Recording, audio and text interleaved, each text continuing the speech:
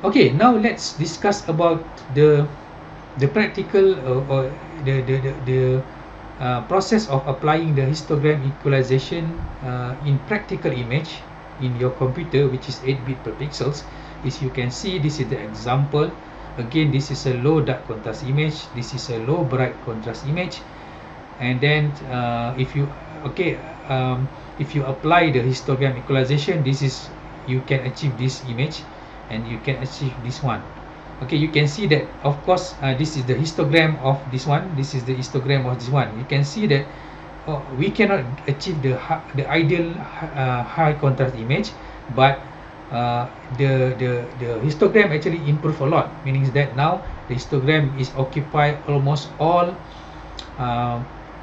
almost all intensity values there from 0 to 255. Okay, okay, this one is also the same thing. So you can see practically by having this condition we have discussed earlier, how actually we determine this type of low contrast there, low dark contrast image, low bright contrast image. This one is a low contrast image, and this one is high contrast. So after applying the histogram equation, doesn't matter which condition, you can improve and you can increase you can change the image into high contrast image, which is towards producing the ideal high contrast image. Okay, forget about this slide. Actually, this slide is repeated from what we have discussed earlier during the hand calculation. You just can ignore this one. Okay, this one I would like to discuss, where you can see that. Oh, sorry. Before I forget. Okay. This one, even there is no transformation function which is can in the previous class we always have this kind of thing, which is the transformation function can be represented in graph. Okay, this one also you can generate the graph. Okay, you just can draw it like this. You can have R over here, and then you can have S over here, and then you have 1 2 3 4 5 6 7 1 2 3 4 5 6 7. So you have 7. So from 0 to 7, this one from 0 to 7, and then if R equal to 0, and then S equal to 1. So let me use another color there. Okay, which means the first point is here, and then if R equal to 1, then your S equal to 3, 1 2 3, which is this part. Okay, this one. Oh, you cannot see by let's change the color. Let's see using red there. Okay, so this is 1 2. Okay, this is 3 there, this is 3, so that's why this is 1. So this is another point, and then you have another point 2 4. Okay, 2 going into 4 over here, which is 4, and then you have 2 4, then you have a 3 5, 3 going into 5 over here, this is your 5, and then 5 with 3 going to 5, and then 4 going to 6. So this one is 6, and then number 5 also going into 6, but number 6 going into 7 there. So you can oops. Okay, then once you have all the point, then you can just connect all the point. So this is actually our transformation function for this histogram equalization. If you want to draw the S and R relations there, if you want to see the shape of the transformation function of this histogram equalization, this is how you do. So you can see that it's the shape is look like your power law transformation function, where the gamma is less than 1. Okay, so you can see that why the gamma is look like the gamma less than 1, because we are tackling the low dark contrast image. Okay, so if you want to use a power law transformation function, the gamma should be less than 1, so then you can have something shaped like this. So you can see that by having a histogram equalization, you don't care about the condition.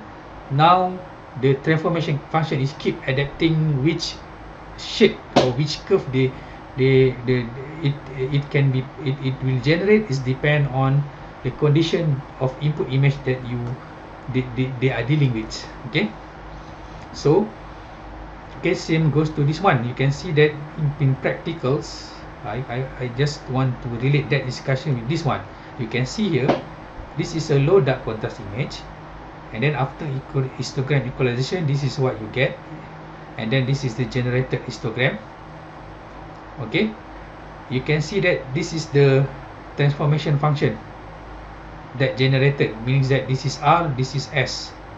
Okay, this is your R, this is your S, but of course this one is a normalized version, then you can just assume this is 255, this is 255, then this is the curve generated by the histogram equalization. So because the curve is something like this, it's all, we can consider that it's look like our power law, where the gamma it's less than 1. Okay, okay, next. Okay, this is the first condition. Again, this is the same image as this one, low dark contrast image. Okay, okay, okay, this is second condition. You have one image, you have, if you dealing with low bright contrast image like this, if you apply the histogram equalization, then this is the output image, this is the output histogram, and if you want to see the transformation function of the generated transformation function of this condition number 2, you may refer to the previous slide, which is this one, number 2.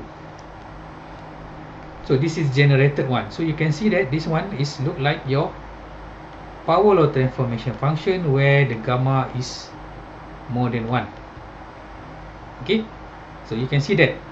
Okay, the first condition there, when they are dealing with a low dark contrast image, okay, where this is the condition number 1 there, it's look like your gamma less than 1. This one is look like your power law transformation function, where the gamma is more than 1. Okay, how about the other condition, the other condition like number 3? What is number 3? Okay, number 3, okay, is a only low contrast image. Okay, we don't know whether it's belong to bright or dark. Okay, because it's in the middles. So that is where it's very difficult for power law to you know, to determine whether you want to use gamma less than 1 or more than 1. Okay, you must try many and find which one is the best.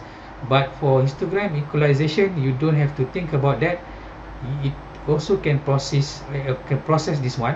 So you can see that this is the for the condition number 3. Okay, this is the transformation function, or the generated transformation function. Okay, because the transformation function at the center there, maybe it might belong to gamma, I think gamma less than might be less than 1, but even less than 1, I think it's close to 1. Okay, so that's why you very difficult to tackle something which is in the middle. Okay, if the histogram is in the middle. Okay, how about condition number 4? The condition number 4, because the condition number 4, the image itself is a high contrast image. Okay, if the input image is high contrast image, if you pass into histogram equalization, it also process the image, but you know, in terms of improving the image, I think is not so significant, because the input image itself consists of high contrast. It's a high contrast image, so that's why the improvement is not so much. Okay, so if you map the histogram and the transformation function of condition number 4, okay, this is the one that you get. Okay, number 4, which is this one. So from number 4 here, what you see there, what transformation function that you learned before close to number 4. Remember this one? Sorry. Okay, remember this one? What transformation function is it? This one. Actually, it's a identity transformation function. Okay, it's close to identity transformation function. So, in other words, if the generated transformation function from the histogram equalization is close to identity transformation function, meaning that the input and output don't have very significant, we don't have any significant difference there. Okay, because transformation function, you remember, if you talk about the identity transformation function, the output image is similar to the input image. Okay, so that's why there's a very little improvement have been done.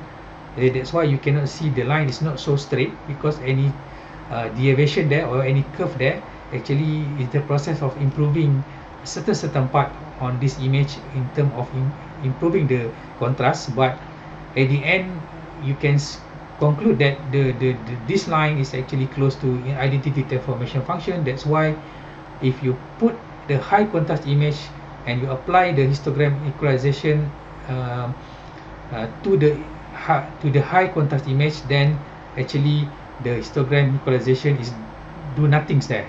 Okay, just like your identity transformation function. So I hope by having this practical example, you've understand the concept of histogram equalization, and by having the examples there for hand calculation, you also know how actually, if you have a problem, how to solve it by using the hand calculation. Of course, hand calculation is just to test your understanding, and after you understand the concept, then we do the simulation by dealing with this practical example. Then you can try to simulate it by using MATLAB later.